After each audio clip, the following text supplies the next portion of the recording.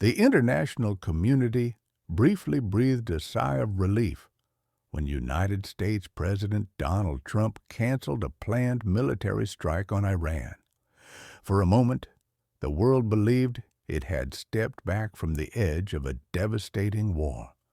Headlines spoke of restraint, diplomacy, and reason prevailing over escalation. But that calm was short-lived. Behind the scenes, the focus of global tension quietly shifted, not to the Middle East, not to Eastern Europe, but to the frozen North, a place long considered remote, silent, and politically irrelevant. Greenland. Greenland, once dismissed as a land of ice and isolation, suddenly emerged as a strategic prize. What appeared to be the cancellation of one war now looked more like the preparation for another, one colder, more complex, and potentially far more dangerous. Donald Trump has never hidden his fixation on Greenland. For him, the island is not a distant territory under Danish sovereignty, but a critical asset in America's global defense architecture. In Trump's worldview, geography is power, and Greenland sits at the center of it. Trump openly stated that without Greenland, the United States faces what he called a massive hole in national security. The statement shocked European leaders. Never before had a U.S. president spoken so bluntly about acquiring land from an ally as a strategic necessity. The White House later confirmed that the presence of European or NATO forces in Greenland would not alter the president's decision-making. The message was unmistakable. Washington would act according to its own interests, regardless of alliances.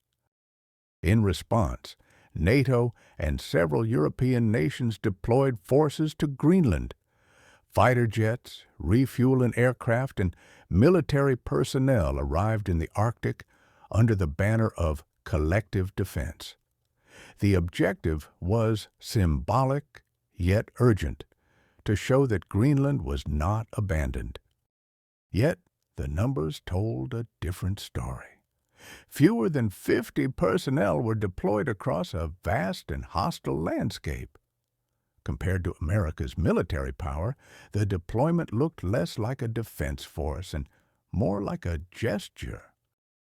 Europe appeared trapped, torn between defending Greenland's sovereignty and avoiding direct confrontation with the very superpower that has guaranteed its security for decades. As Europe hesitated, Russia moved. President Vladimir Putin ordered the reinforcement of Arctic defenses. Moscow framed the move not as aggression, but as a response to growing military activity near its northern borders. Putin rejected accusations that Russia sought control over Greenland. Instead, he accused Washington of manufacturing threats to justify expansion. For Moscow, Greenland had become yet another excuse to portray Russia as a global villain. Russia's most powerful message did not come through speeches, but through technology. Poseidon, a nuclear-powered underwater drone capable of carrying a 2-megaton warhead. A weapon designed not for battle, but for deterrence. With destructive power many times greater than the Hiroshima bomb, Poseidon represents a grim reality. If conflict erupts in the Arctic, escalation would not stop at conventional warfare. It would threaten civilization itself. Facing mounting pressure, Trump turned to another weapon: economic coercion. He threatened European nations with punitive tariffs if they refused to support his Greenland ambitions. The threat worked. Negotiations followed. Tariffs were reduced. Investments flowed into the United States, and Europe once again found itself conceding ground to avoid economic damage. Yet Trump did not speak for all of America. A bipartisan group of U.S. senators traveled to Greenland seeking dialogue rather than domination. Their goal was simple: to listen. Their visit exposed deep divisions within Washington itself. Trump's authority, while formidable, was not absolute.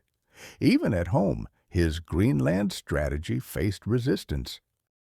Today, Greenland stands at the edge of history, a frozen land caught between rival powers, where decisions made thousands of miles away could determine its fate. If conflict erupts, the Arctic will no longer be a symbol of isolation. It will become a testament to global diplomatic failure. The question is no longer who holds the greatest power.